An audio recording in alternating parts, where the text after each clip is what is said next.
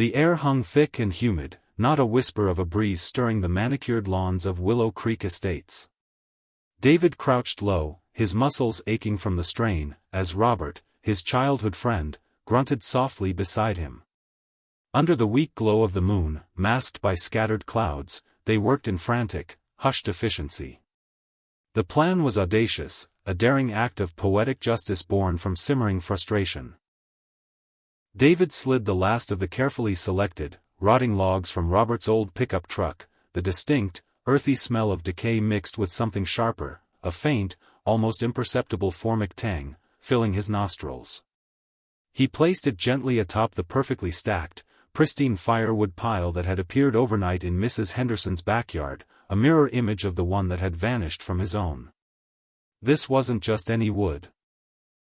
This was wood teeming with life, a hidden, crawling surprise that would soon make itself known. A smirk touched David's lips as he imagined the chaos that would erupt when Mrs. Henderson, the self-appointed queen of the Homeowners Association, finally discovered her prize. The true horror was yet to unfold, a slow-motion unraveling of her meticulous world, but the first seed of that delicious, tiny invasion had just been planted. What would she do when her seemingly perfect world was overrun by something she couldn't control with a rulebook? Willow Creek Estates, with its perfectly uniform houses and precisely trimmed hedges, was a neighborhood that prided itself on order. Every mailbox was identical, every house painted in one of 5 approved shades, and every blade of grass seemed to stand at attention. David, a software engineer in his early 30s with a knack for tinkering with old cars and a heart too big for his own good, had moved here 2 years ago, drawn by the quiet streets and the promise of a stable community. He envisioned barbecues with neighbors, kids playing freely, and a sense of belonging. His small, cozy house, a charming 2-bedroom with a generous backyard, felt like a haven from the city's hustle. He genuinely enjoyed the peaceful evenings, sitting on his porch, listening to the crickets, and occasionally chatting with Mr. Peterson, the elderly gentleman next door, about rose bushes. David believed in genuine connection, in lending a helping hand, and in the simple joy of sharing. He often left out a bowl of water for neighborhood dogs on hot days and was always the first to offer to carry groceries for a struggling parent. He saw his home not just as a place to live, but as a space to foster kindness. One of David's greatest joys was his fireplace. There was something deeply comforting about a crackling fire on a cool evening, the warmth spreading through the living room, the flickering shadows dancing on the walls. It reminded him of his grandparents' cabin, filled with laughter and stories. Over the past year, he had slowly, painstakingly, built up a sizable stack of firewood. He hadn't just bought it. He had earned it. A good friend, who owned a small farm outside town, had recently cleared a large wooded area, and David, always eager for a bit of manual labor that wasn't coding, had spent several weekends out there, chopping, splitting, and hauling logs. He'd carefully stacked each piece against the back fence of his yard, a neat, tall pile that was both aesthetically pleasing and immensely practical. He'd learned the nuances of seasoning wood, making sure it was dry and ready to burn efficiently. The pile was his pride, a symbol of his effort and a promise of many cozy nights to come, perhaps even shared with friends around a backyard fire pit. He often thought about inviting his new neighbor, Sarah, over for a marshmallow roast once the weather truly turned cold, as he knew she had recently moved in and was still settling down. Then there was Mrs. Henderson. Deborah Henderson. She lived 3 houses down, a formidable woman in her late 50s with a perfectly coiffed silver bob and eyes that seemed to miss nothing. She was the vice president of the Willow Creek Estates Homeowners Association, though many secretly referred to her as the de facto president, or more colloquially, the enforcer. Her dedication to the HOA rules bordered on the obsessive. David had initially found her somewhat charmingly eccentric. When he first moved in, she had greeted him with a plate of homemade cookies and a copy of the HOA bylaws, all 73 pages of them, highlighted and tabbed. He'd chuckled then, thinking it was an endearing quirk. His first real encounter with her unwavering commitment to the rules came 2 months after he moved in. He had purchased a small, whimsical garden gnome for his flower bed, a little ceramic fellow with a red hat and a fishing rod. The next morning, a polite, yet firm, note was tucked into his mailbox. It was from Mrs. Henderson, citing Section 4, subsection C, paragraph 2 of the bylaws, which strictly prohibited non-conforming lawn ornaments that detract from the aesthetic uniformity of the community. David, surprised but still attempting to be a good sport, moved the gnome to his backyard. He hadn't realized then that this was merely the prelude to a series of escalating encounters. He saw Mrs. Henderson on her daily walks, often pausing near his property, her gaze sweeping over his lawn like a laser, searching for any deviation from the pristine standard. He noticed her doing the same to other neighbors, too. Mrs. Miller's prize-winning hydrangeas were deemed too vibrant, and young Mr. Jenkins received a citation for parking his work truck in his driveway overnight more than twice in a week. The seemingly benign rules began to feel like invisible chains. As autumn approached, David's firewood pile grew. He spent another weekend helping his friend clear more land, and returned with a truck bed full of prime oak and maple. He meticulously stacked it, creating an even larger, more impressive mound of future warmth. He took pride in its neatness, ensuring it adhered to the vague, no excessive clutter rule as best he understood it. He even added a tarp over the top, secured with ropes, to protect it from the elements. The first hint of trouble came in the form of a casual comment. One crisp afternoon, David was raking leaves, and Mrs. Henderson walked by, her posture ramrod straight. "Mr. Miller," she began, her voice a little too sweet, "your firewood pile is certainly substantial. Very efficient, I'm sure." She paused, her eyes lingering on the stack. "Just remember, the bylaws state that outdoor storage should not impede visual lines or create a potential fire hazard." She gave a little nod and continued her walk before David could formulate a response. He felt a prickle of annoyance. He'd checked the bylaws, there was no specific mention of firewood pile dimensions, only vague generalities. He tried to brush it off, telling himself she was just being thorough. But the casual comments evolved. Soon, he started receiving official-looking HOA notices in his mailbox. The first one was a friendly reminder, outdoor storage guidelines. It cited the same vague rules but now included a suggestion that his firewood pile might be approaching the maximum permissible volume for aesthetic coherence. David sighed, thinking it was ridiculous. He measured it, estimated its volume. It was well within reason for a normal suburban backyard. He even considered moving some of it to the side of his garage, but that would expose it to more rain.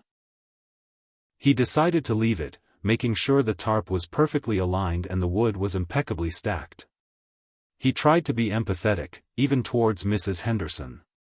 Maybe she just genuinely believed in order. Maybe she thought she was protecting property values. He knew some neighbors secretly appreciated her strictness, as it kept the neighborhood looking pristine. But her relentless pursuit of perceived imperfections chipped away at the sense of community David had hoped for. He started to see the forced uniformity as a lack of individuality, a suppression of personal expression. He thought about the old man, Mr. Peterson, who had lived in Willow Creek for decades. Mr. Peterson, a quiet, gentle soul, had recently told David how much he missed the days when people could have different colored mailboxes or a slightly wilder garden. It felt more like home then, he'd said, a wistful look in his eyes. The firewood issue reached its boiling point during the quarterly HOA meeting. David, who rarely attended, felt compelled to go. The community clubhouse was buzzing, a mix of polite chatter and hushed complaints. Mrs. Henderson, seated at the head table with the actual, much milder HOA president, Mr. Davies, cleared her throat.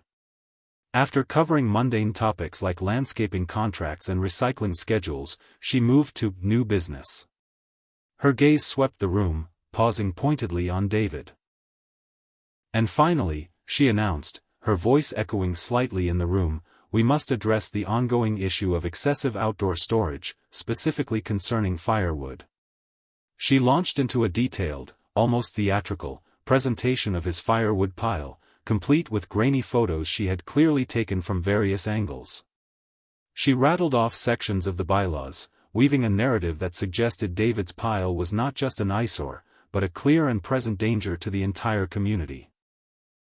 She even claimed it could attract unwanted pests, a statement that, in retrospect, would take on a chillingly ironic significance.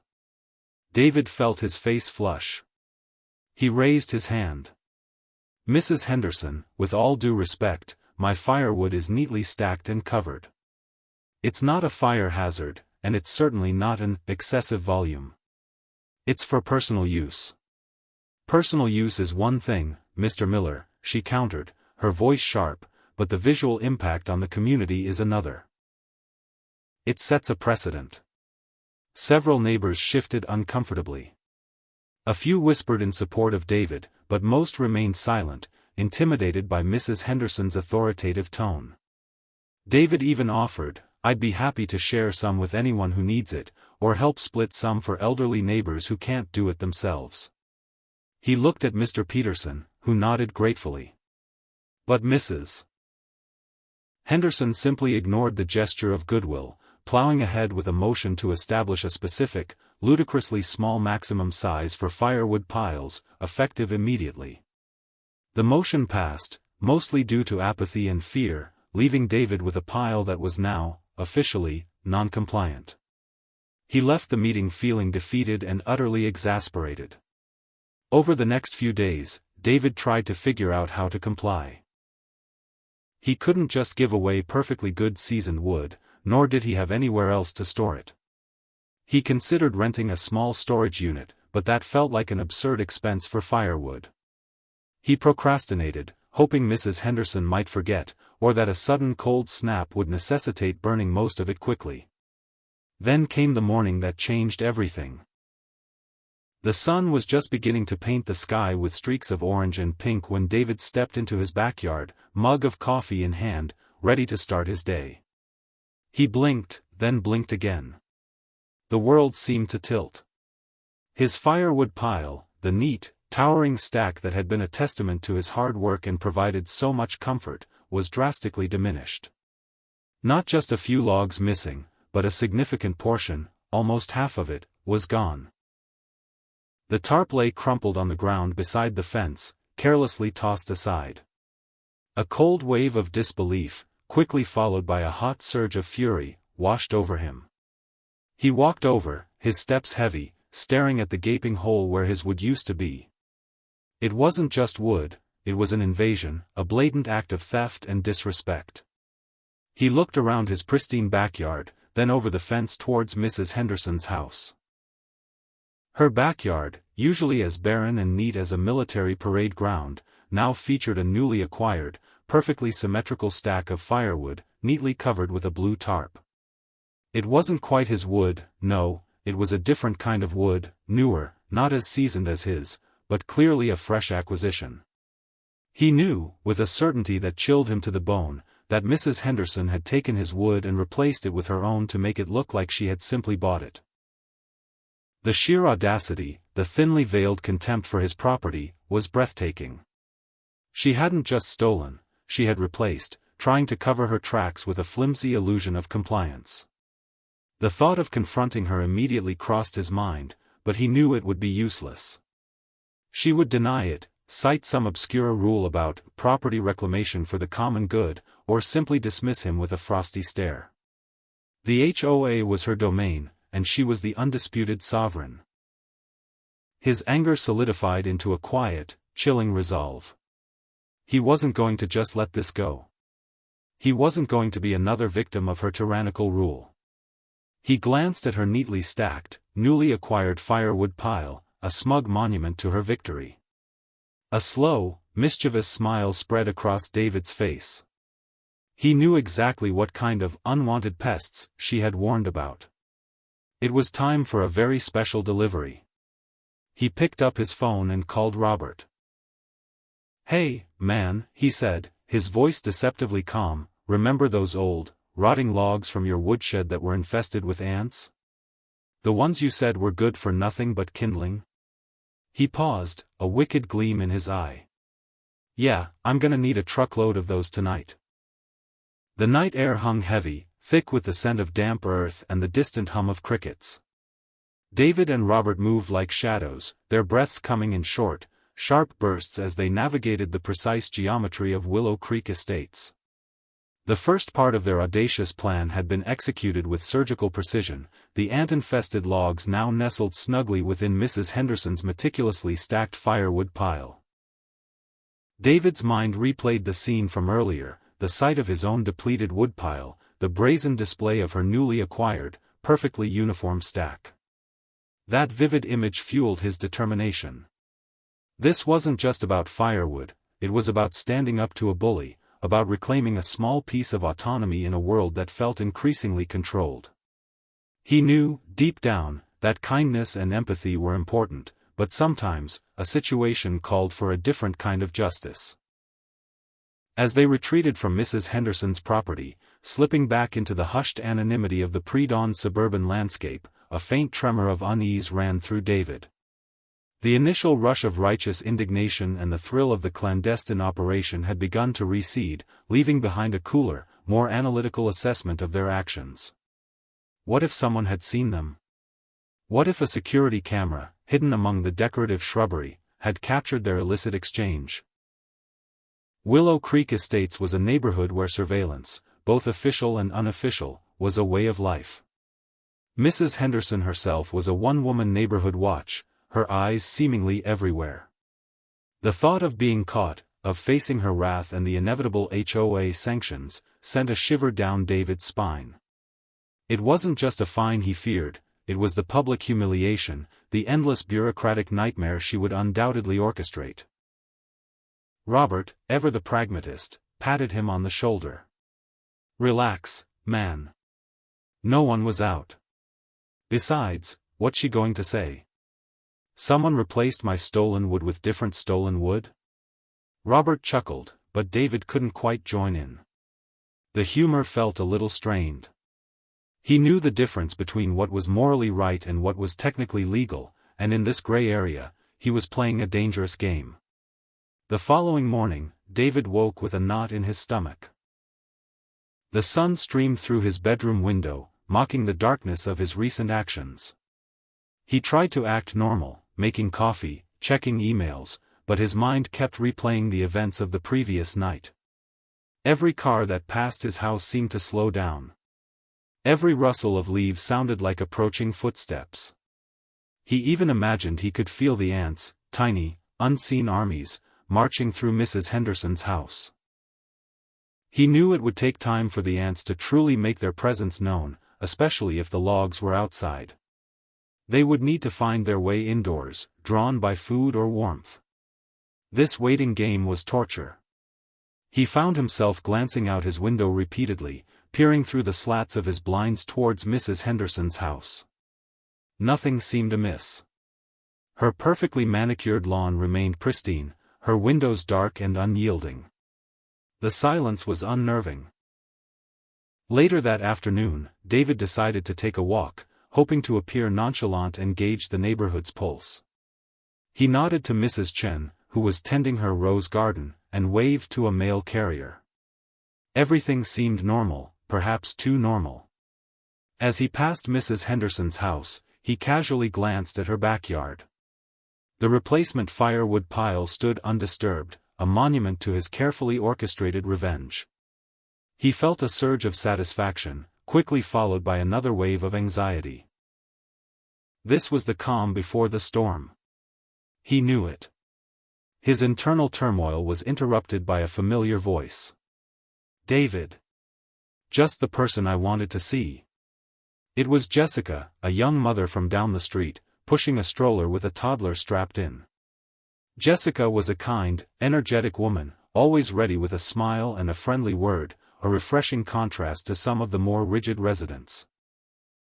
She believed in building a real community, often organizing neighborhood potlucks and bake sales, initiatives that Mrs. Henderson either ignored or subtly undermined with HOA-approved guidelines. "Hey, Jessica," David replied, trying to sound casual, "everything all right?" "Mostly," she sighed, pushing a stray strand of hair from her face. "It's just the HOA again. They sent out another memo about kids' toys left in front yards. Apparently, little Timmy's tricycle is a hazard to pedestrian safety and an aesthetic eyesore. She gestured vaguely towards her own perfectly tidy yard, where a small, bright red tricycle was indeed nestled near her porch steps. "I mean, seriously? He played with it for 10 minutes. It's a neighborhood with kids, for crying out loud." David felt a pang of sympathy. This was exactly the kind of petty tyranny that made living in Willow Creek so frustrating. "That's ridiculous, Jessica. It's a kid's bike, not a demolition derby vehicle." "Exactly," she exclaimed, relief evident in her voice at finding a sympathetic ear. "And it's not just that. They've been on Mr. Peterson again about his overgrown rose bushes. They're his pride and joy. He spends hours out there." David's jaw tightened. "Yeah, I heard about that. Mrs. Henderson seems to be on a real crusade lately." He tried to keep his voice neutral, but the resentment was clear. He knew Mr. Peterson loved those roses, carefully cultivated over decades. To Mrs. Henderson, they were just another violation of her perfect landscape. Jessica leaned in conspiratorially. "You know, people are really starting to get fed up. It's one thing to keep things neat, but this is just oppressive. And after what happened with your firewood." She trailed off, glancing around as if fearing Mrs. Henderson might materialize from thin air. "I mean, everyone knows she's been trying to get you to move that pile for weeks. And then suddenly, half of it's gone.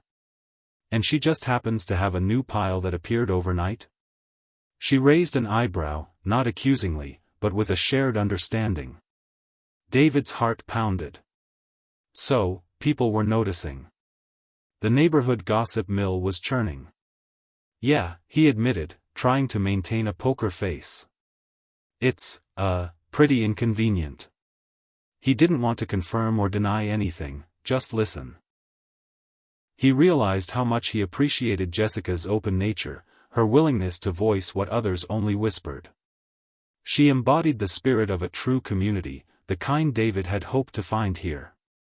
He realized his actions, while perhaps extreme, were a direct result of Mrs. Henderson's own lack of empathy and her disregard for basic neighborly respect. Jessica sighed, pushing the stroller forward. "Well, I just hope something changes soon. People are starting to feel like they can't even breathe in their own homes." She gave him a small, commiserating smile. "Anyway, I should get Timmy home for his nap before I get a citation for loitering." She waved goodbye, and David watched her go, a fresh wave of determination washing over him. He wasn't alone in his frustration.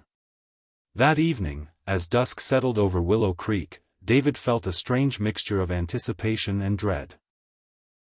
He was watching a documentary on his laptop, trying to distract himself, when his phone buzzed.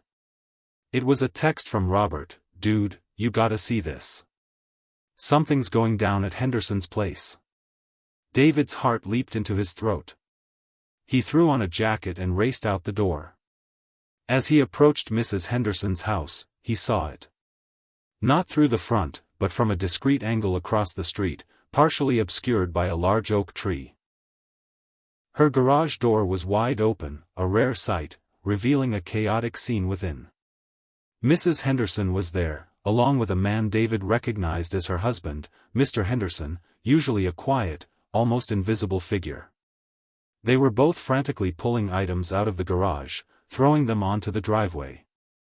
Boxes, old gardening tools, even some decorative lawn flamingos, which David found hilariously ironic, given her stance on his gnome, were being haphazardly tossed onto the concrete. But it wasn't just the disarray that caught David's attention. He saw Mrs. Henderson holding a broom, not sweeping, but vigorously swatting at something unseen. Mr. Henderson was stomping his feet, his face contorted in a grimace. As David strained his eyes, he noticed tiny, dark specks moving frantically on the pristine white garage floor. They were everywhere. Hundreds, perhaps thousands, of them. And then, he saw one of the new, neatly stacked firewood logs, the ones he and Robert had swapped, lying detached from the pile, and from underneath it, a steady, horrifying stream of ants poured out, marching in an unstoppable tide towards the garage door and beyond. The sight was both terrifying and incredibly satisfying. The little, unseen army had begun its invasion. Mrs. Henderson's perfect, ordered world was under siege, not by him, but by the very pests she had warned about. The extreme event had begun. The frantic scene at Mrs. Henderson's garage continued into the next day, escalating beyond David's wildest imaginings. What started as an ant problem quickly morphed into a full-blown infestation. News travels fast in Willow Creek Estates, especially when it involves Mrs. Henderson and any form of disruption to her meticulously maintained standards. Whispers turned into open discussions at the community park, hushed phone calls, and even a few bold Facebook posts on the neighborhood group, quickly deleted by the ever-vigilant HOA administrators. David kept his distance, observing from afar, a careful blend of concern and grim satisfaction swirling within him. He saw Mrs. Henderson, her silver bob slightly askew, directing frantic phone calls, her usually crisp voice now edged with desperation. Mr. Henderson, perpetually looking like a man who'd rather be anywhere else, hauled more items out of the garage, leaving a growing mountain of clutter on their driveway, an ironic sight in a neighborhood where a misplaced recycling bin could warrant a citation. The ants, it seemed, had not been content to simply reside in the firewood. The rotting, damp logs had provided the perfect breeding ground, and once disturbed, the colonies had exploded. They weren't just in the garage. They were reported to be migrating into the house itself, drawn by any stray crumb, any hint of moisture. David heard through the grapevine, mainly from Jessica, who had an uncanny ability to gather information without seeming to pry, that Mrs. Henderson had called no less than 3 different pest control companies. Each one, Jessica reported with a barely suppressed giggle, had arrived, taken one look at the scale of the invasion, and left with a promise to get back to her, which everyone knew was code for, "We want no part of this nightmare." The word super colony was even rumored to have been used by one particularly flustered technician. David felt a fleeting pang of guilt. Had he gone too far?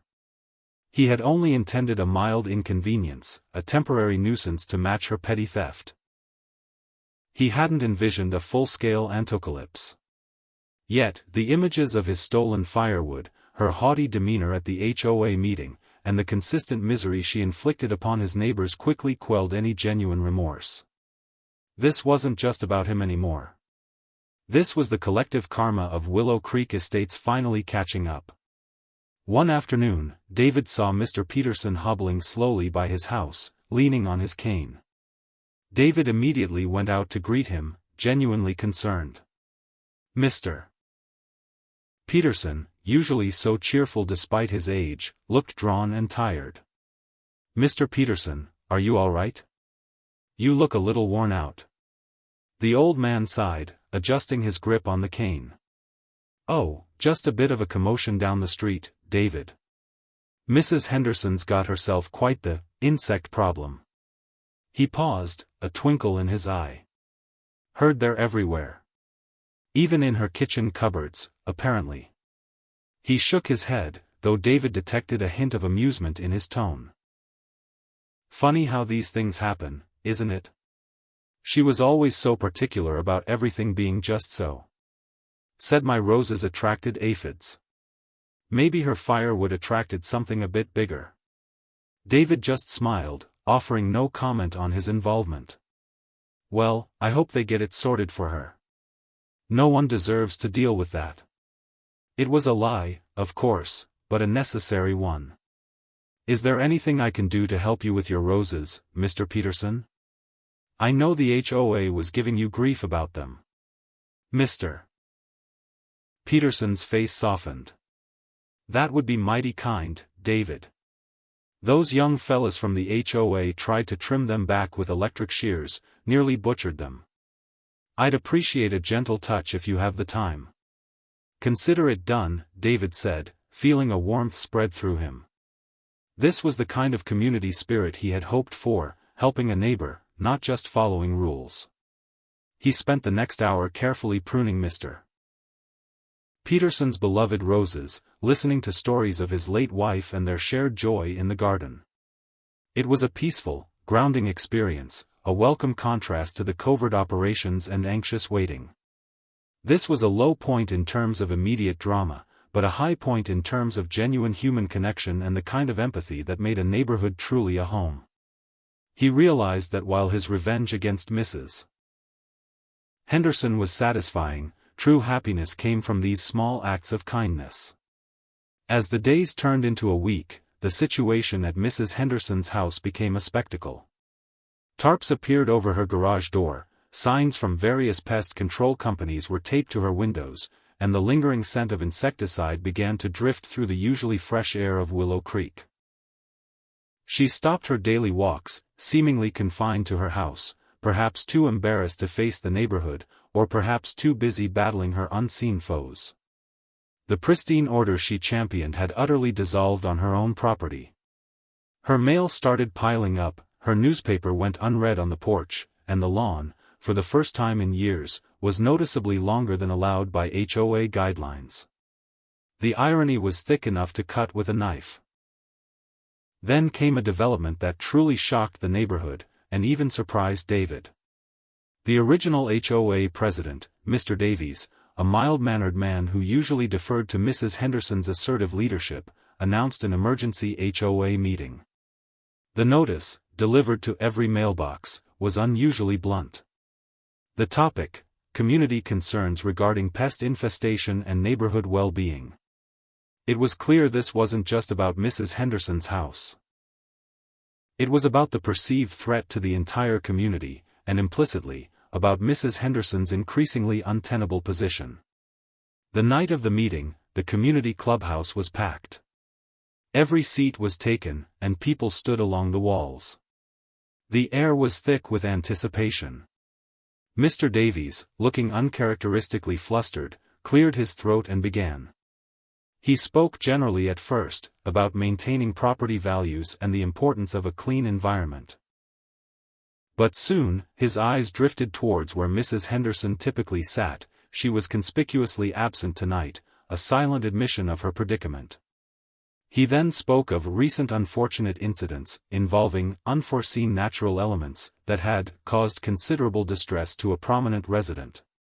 He chose his words carefully, trying not to assign blame, but everyone knew exactly what, and who, he was talking about. Suddenly, a woman from the back of the room, Mrs.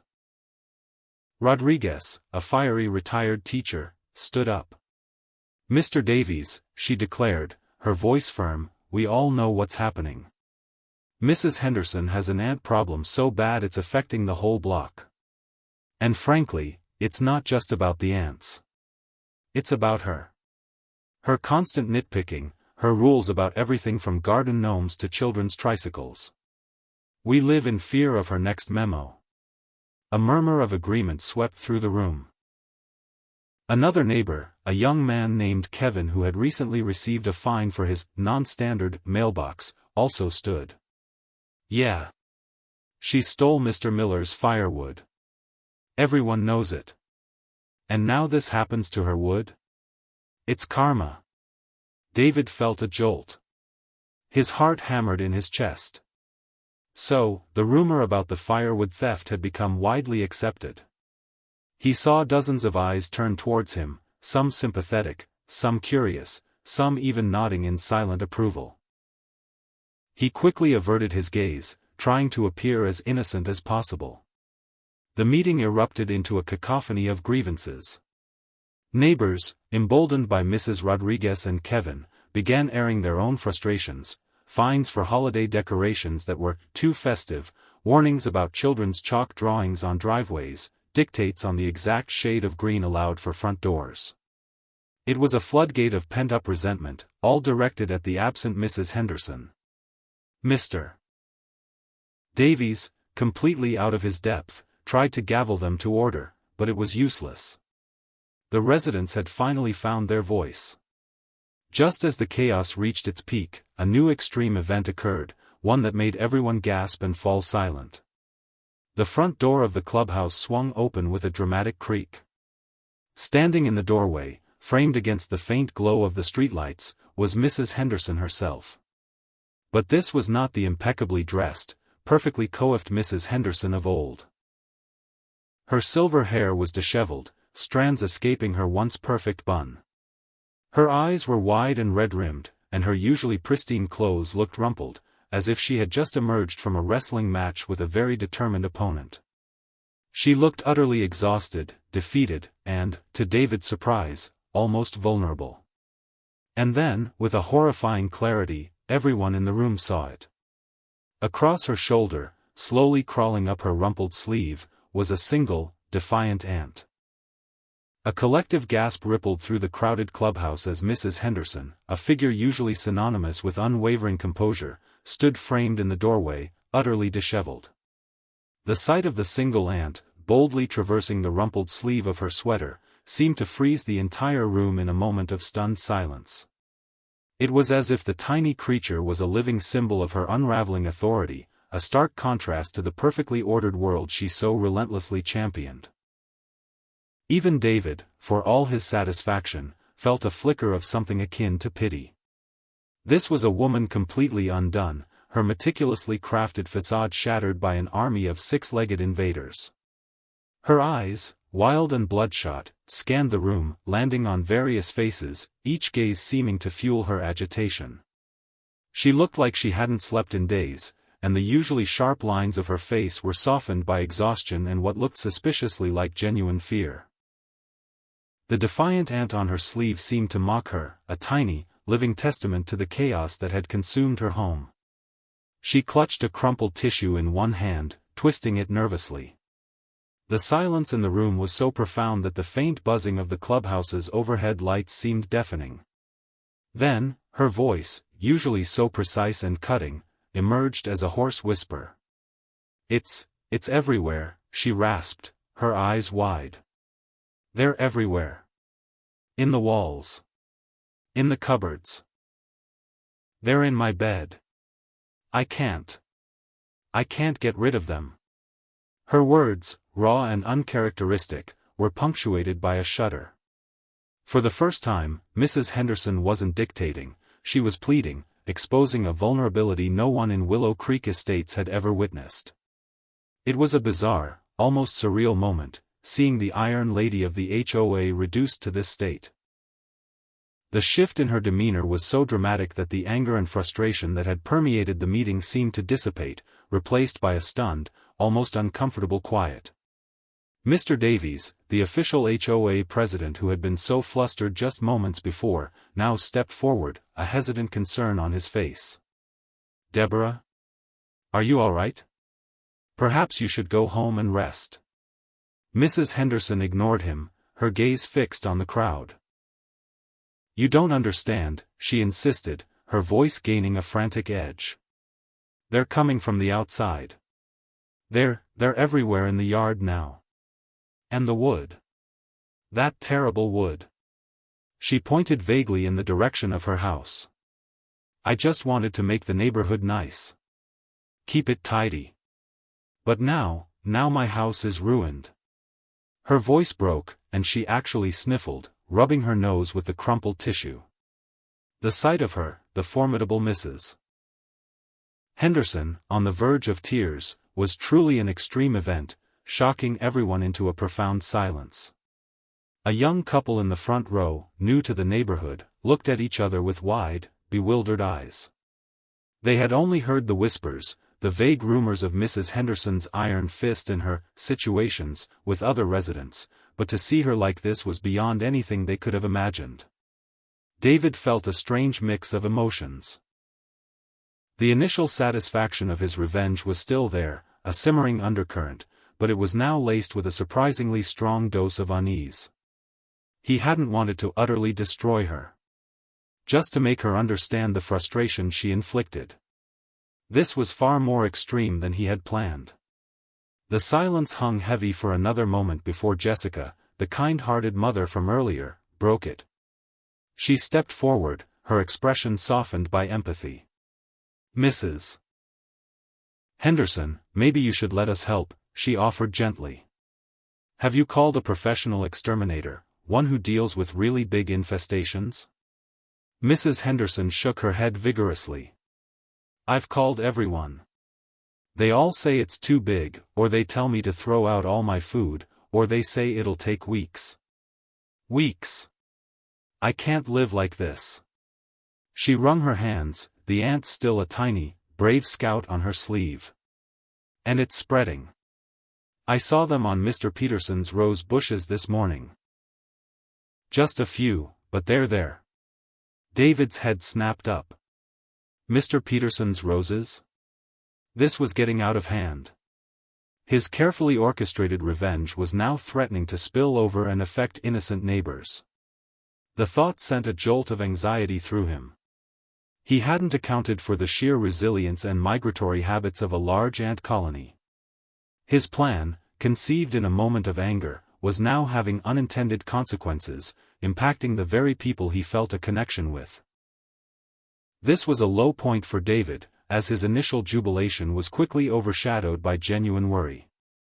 As Mrs. Henderson continued to ramble, listing every corner of her house that had been invaded, a murmur of concern began to spread through the room. While many had little love for Mrs. Henderson, no one wanted an ant super colony migrating to their homes. The collective well-being of the neighborhood, which Mrs. Henderson so often preached about in theory, was now genuinely threatened by a very real, very tiny menace.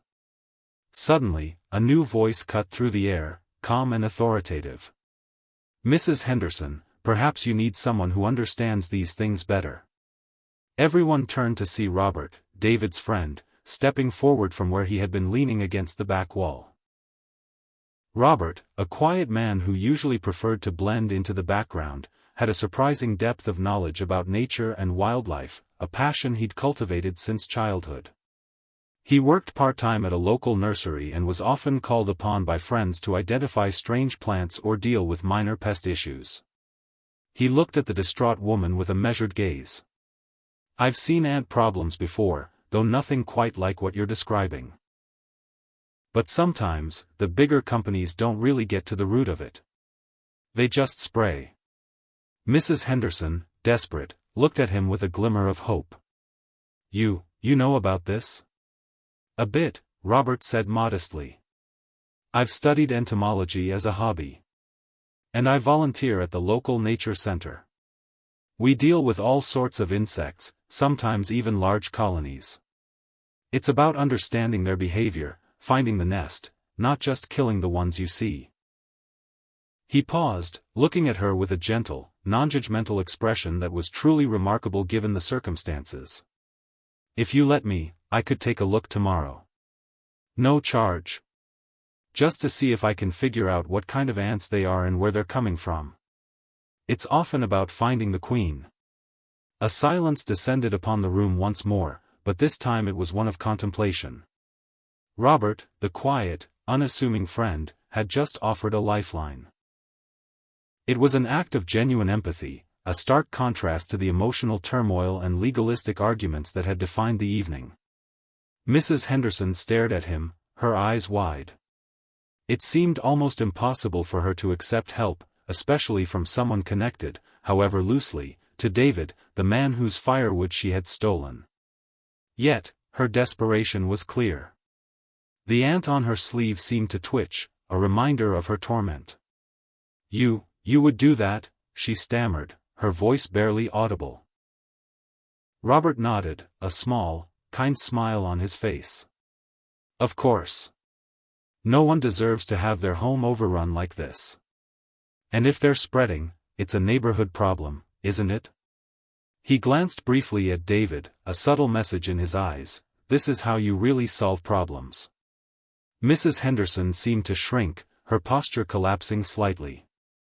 The rigid, imperious HOA vice president was gone, replaced by a tired, frightened woman. After a long moment, she nodded, a barely perceptible movement.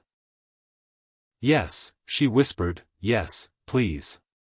Tomorrow morning?" Robert nodded again. "I'll be there."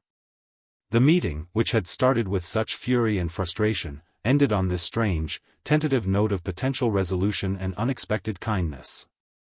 People dispersed, some still whispering, others looking at Robert with newfound respect. David watched Robert, a wave of admiration washing over him. His friend, without knowing the full extent of David's involvement, was stepping up to genuinely help. This unexpected turn, this quiet offer of assistance in the face of such chaos, was an extreme event in itself. It wasn't the kind of explosion or confrontation David might have expected, but an emotional crescendo that promised a new, unpredictable chapter in the saga of Mrs. Henderson and her aunts. The morning after the chaotic HOA meeting dawned with a nervous energy hanging over Willow Creek Estates. David, despite the lingering anxiety about the ant situation potentially spreading, felt a sliver of hope. Robert's calm offer to help Mrs. Henderson had been a surprising turn, a moment of unexpected grace in a saga marked by pettiness and escalating tension. He watched from his window as Robert's familiar pickup truck, laden with various tools and what looked like a magnifying glass, pulled up to Mrs. Henderson's house precisely at the agreed-upon time. It was a bizarre sight. The quiet, nature-loving friend of the man whose firewood was stolen, now offering to tackle a biblical ant plague at the very house of the thief. Mrs. Henderson, looking only marginally better than the previous night, met Robert at her front door. David couldn't hear their exchange, but he saw her gesture wildly towards her garage, her hands still twitching with nervous energy. Robert, ever methodical, simply nodded, picked up his toolbox, and followed her inside. The image of the two of them, the rigid rule enforcer and the unassuming insect expert, disappearing into the ant-infested house, was almost comical. Hours passed. David busied himself with mundane tasks, but his mind kept drifting to Mrs. Henderson's house. He wondered what Robert was finding, how bad it truly was. He knew Robert wouldn't back down easily, but even for him, a full-blown ant super colony would be a formidable opponent. The thought of those tiny creatures, each one a testament to his earlier rage, now overwhelming a person's home, brought a strange mix of satisfaction and genuine concern. He remembered the feeling of accomplishment when he first stacked his firewood, the quiet joy of preparing for cozy evenings. Mrs. Henderson's act had turned that simple pleasure into something ugly. Around lunchtime, David saw Robert emerge from Mrs. Henderson's house, looking thoughtful. He walked around the perimeter, examining the foundation, the flower beds, even peeking under the eaves of the roof. Mrs. Henderson trailed behind him, wringing her hands, occasionally pointing or making agitated gestures. This was a low point in terms of dramatic action, a quiet period of observation and assessment, but for David, it was filled with suspense, wondering what conclusions Robert would draw. Finally, Robert walked over to his truck and pulled out a small, specialized sprayer. He began carefully applying a solution around the base of the house, focusing on cracks and crevices.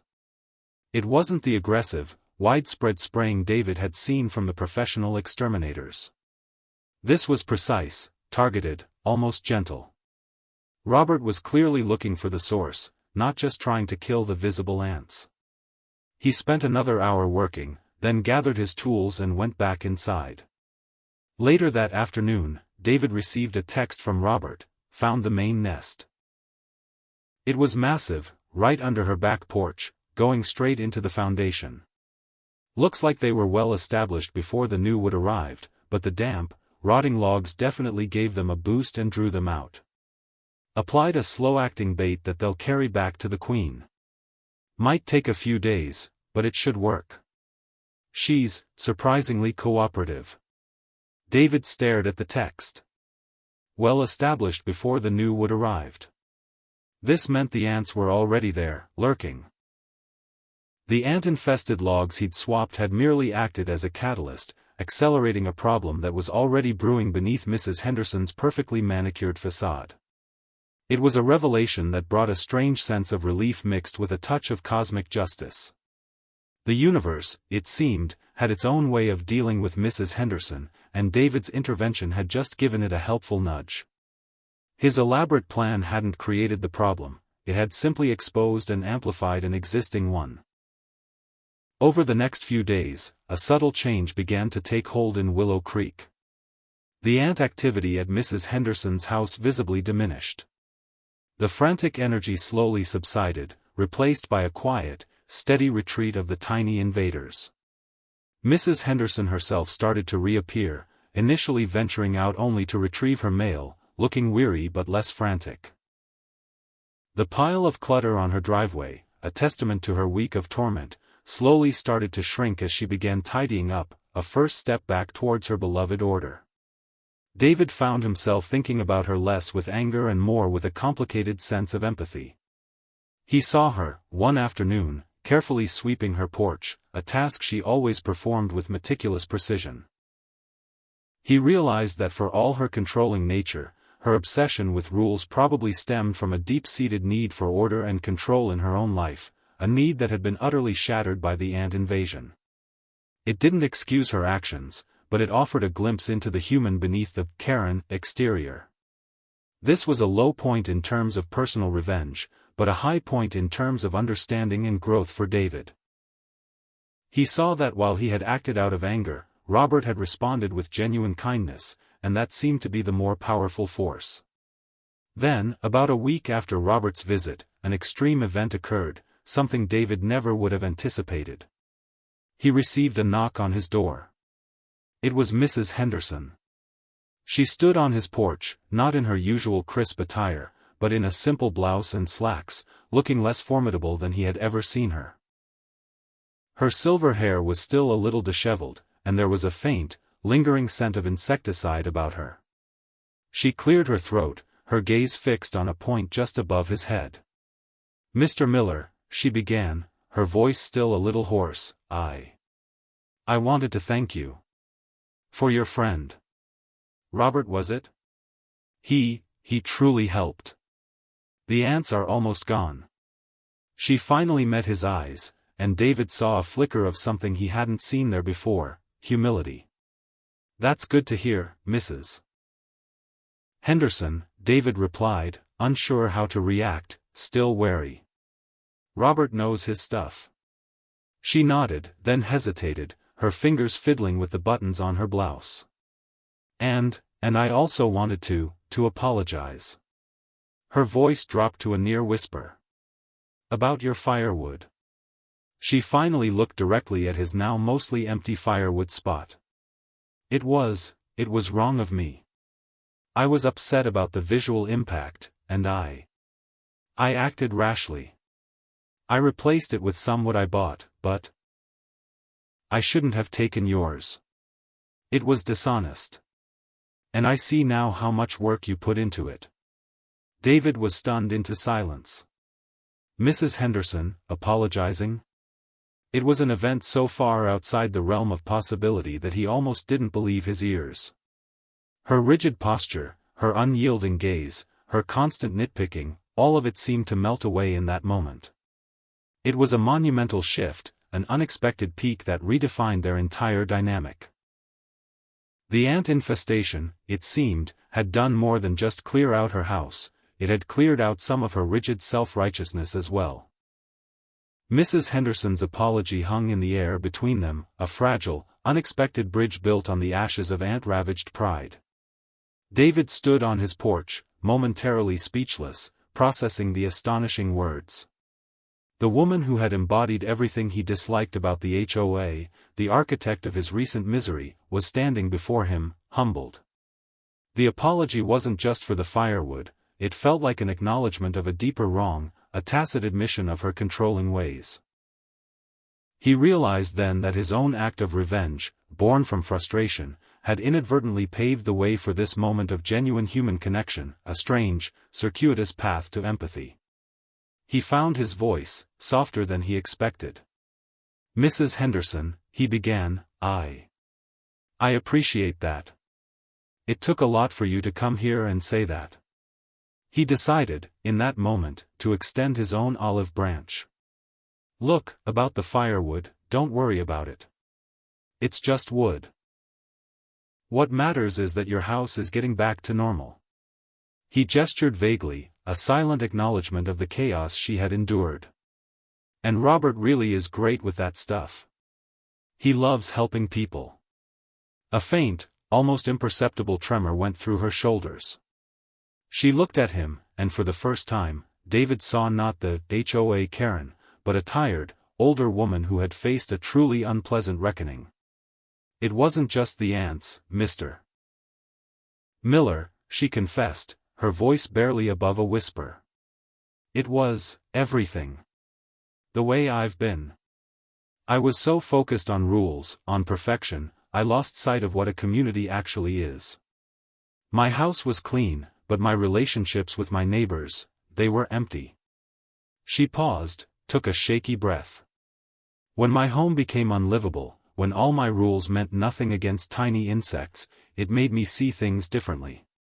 She finally looked him in the eye, a direct, honest gaze. "I've been a terrible neighbor, Mr. Miller. To you. To Jessica. To Mr. Peterson and his roses. To everyone."